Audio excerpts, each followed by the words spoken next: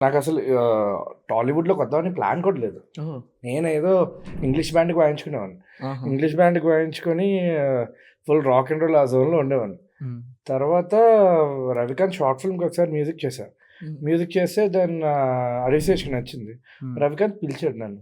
ఇలా రావచ్చు కదా! అంటే సరే ఓకే అన్నాను. నథింగ్ ఏదో మైండ్‌లో పెట్టుకొని ఇప్పుడు నేను ఇండస్ట్రీలోకి వచ్చి అచీవ్ చేసేయాలి అని అనుకోలేదు. ఓకే. హ్మ్. I wanted to make good music. I wanted my music to reach people. Okay.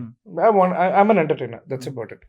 So, ఇక్కడ కీబోర్డ్ ప్రోగ్రామర్స్ ఉంటారని కూడా నాకు తెలీలేదు. విచ్ ఇస్ అది ఇట్స్ ప్రిటీ హెవీ సబ్జెక్ట్. హ్మ్. రికార్డింగ్ ఇంజినీర్స్, మిక్సింగ్ ఇంజినీర్స్ ఇంత ఒక రేంజ్‌లో వెళ్తారని కూడా ఇనిషియల్‌గా నాకు తెలీదు.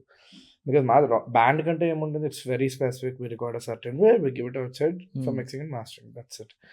But here everything is very specific, right? From the instrument player, recording engineer, programmers, arrangers, conductors, చాలా ఉంటుంది దీనికి. హ్మ్.